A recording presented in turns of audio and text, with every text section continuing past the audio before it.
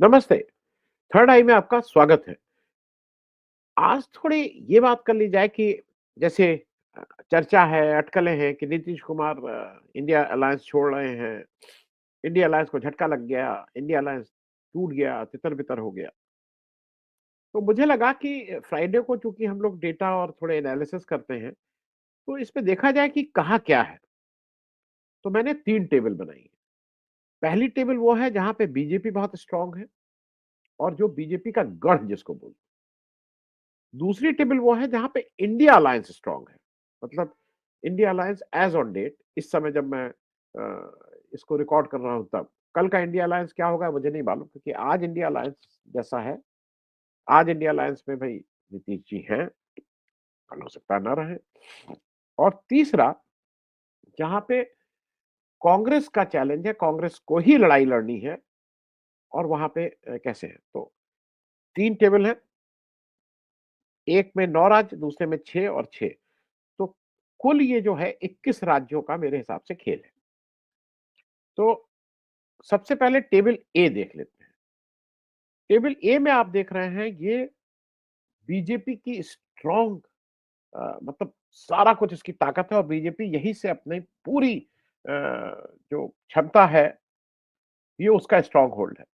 और अगर इसको कहा जाए तो ये हिंदी ही पट्टी है। छत्तीसगढ़, दिल्ली, गुजरात, हरियाणा, हिमाचल प्रदेश, मध्य प्रदेश, राजस्थान, उत्तर प्रदेश, उत्तराखंड। गुजरात थोड़ा मतलब ये माना जाएगा कि भई हार्डकोर हिंदी पट्टी नहीं है, लेकिन उसको भी हिंदी पट्टी में ही अगर वो करें, तो ये कुल यहाँ पे कुल सीटें जैसा मैंने आपको उस टेबल के एक उसमें बताया है, कुल सीटें हैं 197 197। बीजेपी के पास इस समय इन 9 राज्यों में जहाँ पे 197 सीट्स हैं, कुल 176 बीजेपी के पास 176 सीट्स हैं। हालाँकि टेक्निकल और ये 2019 के आंकड़ों पे कर रहे हैं क्योंकि आज के आंकड़ों पे नहीं कर रहे हैं, फिर वो कन्फ्यूजन होता है, तो ये 2019 में जिसकी जैसी स्थिति थी, उस हिसाब से बात कर रहे हैं। क्योंकि 2019 में बीजेपी के पास 303 सीटें थी और अगर आज बीजेपी को हमसे ये सारी थ्योरेटिकल बात हो रही, अगर 33 सीट कम हो जाती है, तो बीजेपी की मेजॉरिटी नहीं है। अपनी मेजॉरिटी नहीं है, एब्सोल्यूट मेजॉरिटी नहीं है। फिर वो उस एब्सोल्यूट मार्क से नीचे आ जाती है। तो अगर आप यहाँ पे अच्छा ये जो 176 सीटें बीजेपी की 197 इधर, तो 21 सीटें दूसरों के पास है। उस 21 में भी ये समझ लीजिए 16 सीटें उत्तर प्रदेश में, 10 बीएसपी, 5 सपा और 1 कांग्रेस था। 21 में से जो मतलब अदर्स में 21 में 16 निकल गए 5, 2 सीटें उत्तर प्रदेश में उनके मतलब बीजेपी का सहयोगी जो दल था, अपना दल, उनके पास थी। तो वैसे कागज पे तो 62 है, वैसे वो टेक्निकली अगर देखिए तो 64 होता है।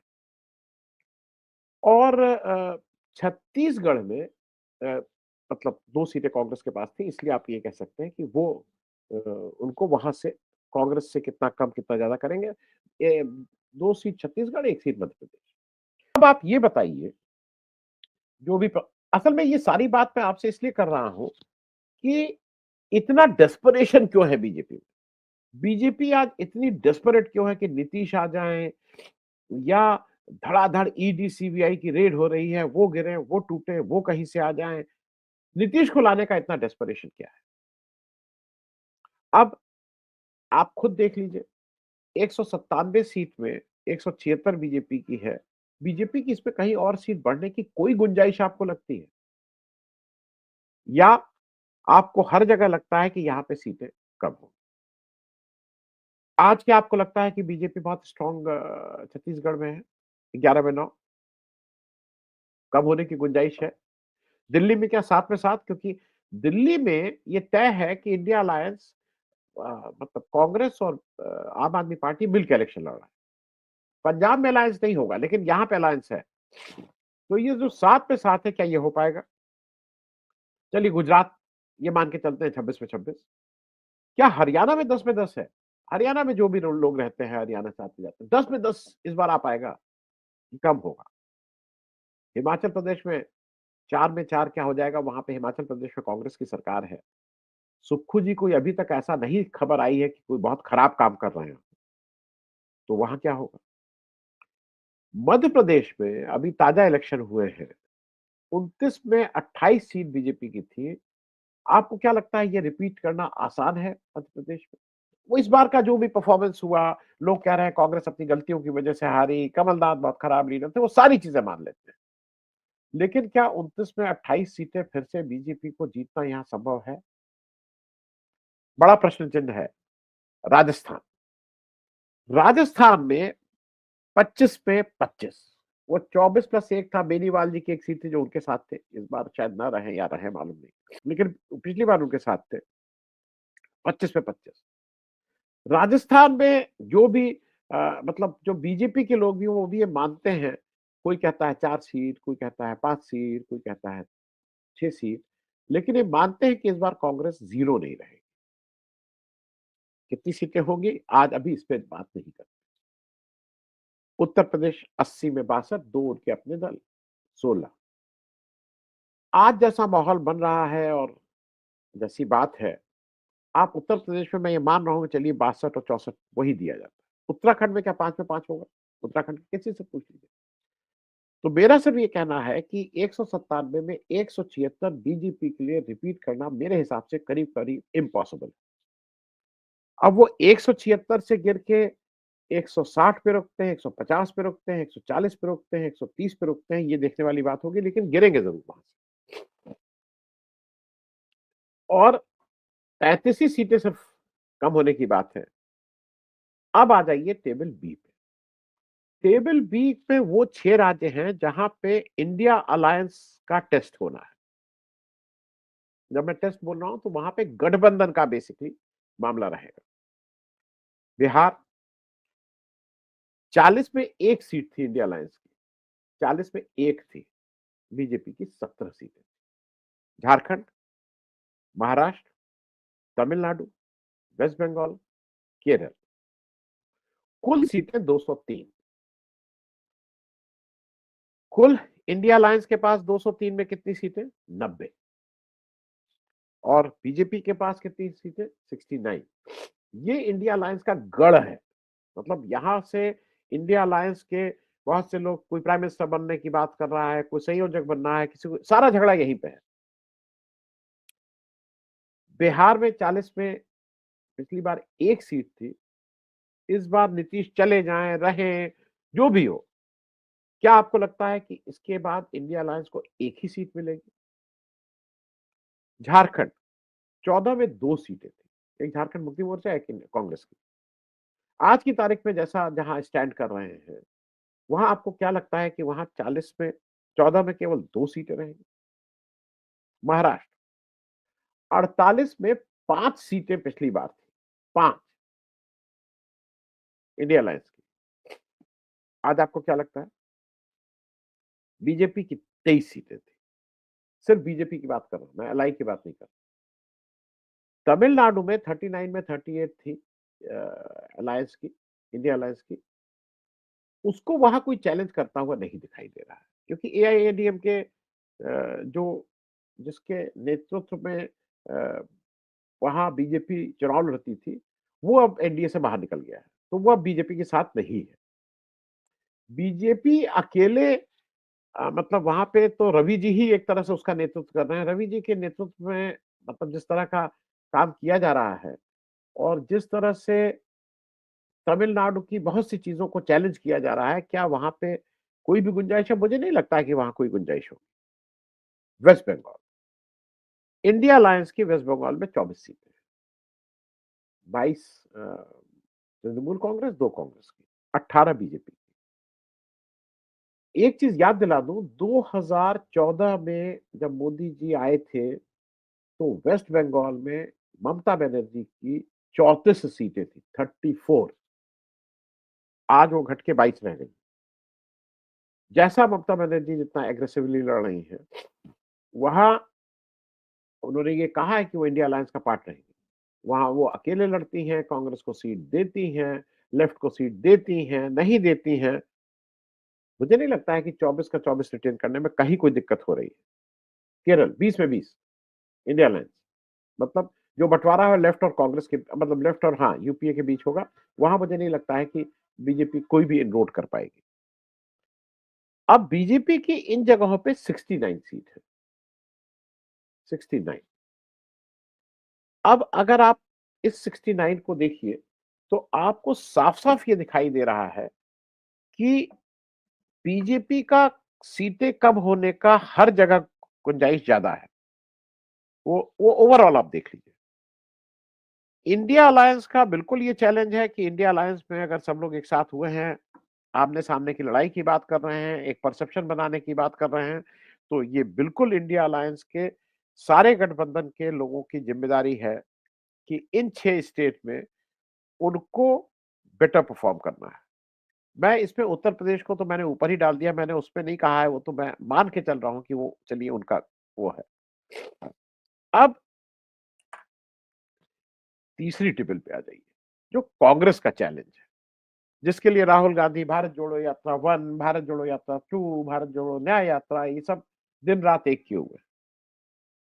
ये 6 स्टेट हैं, कर्नाटक, असम, तेलंगाना, आंध्र, उड़ीसा, पंजाब। इन सारी स्टेट में असम में बीजेपी की सरकार है। बाकी किसी जगह बीजेपी की सरकार नहीं है। कर्नाटका और तेलंगाना में कांग्रेस की सरकार है। पंजाब में आम आदमी पार्टी की सरकार है जो इंडिया अलायंस का पार्टनर है। आंध्र और उड़ीसा में मतलब वो न्यूट्रल इसलिए है कि जिसकी केंद्र में सरकार होगी वो उसके साथ जाएंगे, उन लोगों की सरकार है। कुल सीटें 118, कांग्रेस की 118 में 16, दो जगह सरकार, कर्नाटक और तेलंगाना में सरकार होते हुए इन दोनों जगह में 45 कुल सीटें हैं, लेकिन 6 राज्यों में मिला के उनके पास कुल सीटें 16। कर्नाटका और तेलंगाना जहां 45 सीटें हैं, कुल सीटें 4। बीजेपी के पास 48। ये वो स्टेट जहां पे कांग्रेस डायरेक्टली चैलेंज करेगी, वहां 48। कर्नाटक में क्या 25 आ पाएंगे बीजेपी की? मतलब सरकार कांग्रेस की है, अच्छी सरकार चल रही है, ऐसा कुछ नहीं है। बीजेपी को उसकी जो भी भाषा बीजेपी बोलती है, उस भाषा में जवाब देने वाले वहाँ कुछ नेता भी हैं जो बीजेपी को उसी भाषा में जवाब दे रहे हैं। असम, असम के बारे में मैं एक चीज़ बता दूँ, आप खुद गूगल करके देख लीजिए। असम में 2019 में ऐसा परसेप्शन बनता है कि नहीं-नहीं वो असम में पिछली बार 2 गठबंधन लड़े थे, एनडीए और महाजोत। वहाँ यूपीए नहीं था, वहाँ महाजोत बोला गया था उस गठबंधन को। एनडीए को लीड किया था बीजेपी ने, महाजोत को लीड किया था कांग्रेस ने। एनडीए के जो वोट आए थे, उससे 1% से कम वोट आए थे महाजोत के, 1% से कम। लेकिन सीटें 9 सीट मिल गई थी एनडीए को और 4 सीट मिली थी उस समय के महाजोत, लेस देन 1% पे। वहाँ नेक टू नेक लड़ाई है। वहाँ जो अभी स्टेट इलेक्शन भी हुए, उसमें भी 1% का ही फ़र्क था दोनों गठबंधनों में। तो मेरा ऐसा मानना है कि इस सारी जगहों पे बीजेपी को 48 सीट अप करना मुश्किल है। ये रिवर्स भी हो सकता है। ये कांग्रेस की 48, बीजेपी की 16 भी हो सकती है। और कुल ये जो सीटें हो रही हैं, 197 पर 203, 400 और प्लस 118। ये 518 सीटों में 293 सीटें बीजेपी की यहाँ हैं, बाकी 10 सीटें वो और जगह से लाती है। मैंने नॉर्थ ईस्ट, गोवा ये सब अभी इसमें नहीं जोड़ा है। लेकिन इन 21 राज्यों के में बीजेपी को 293 लाना है। आप मतलब मैं इसलिए नहीं कह रहा हूँ, मैं सिर्फ आपको ये आंकड़े दे रहा हूँ। आप लोग मुझे आपका फीडबैक भी का भी मुझे इंतज़ार रहेगा कि कहाँ-कहाँ बीजेपी इसमें बढ़ने की गुंजाइश रखती है। थ्योरेटिकली लोग बिल्कुल कह सकते हैं कि तमिलनाडु में बीजेपी बढ़ने की गुंजाइश रखती है।